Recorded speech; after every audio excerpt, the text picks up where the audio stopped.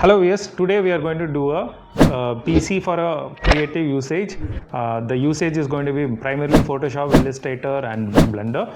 So for the build, we have chosen Intel's Core i5 14500. We chose GeForce RTX 4070. RAM, we chose Revjas S5. Motherboard, we chose MSI's B760MA Wi-Fi. Power supply, we went with the PM650D. So what we're going to do, we went with a 360mm radiator. LEO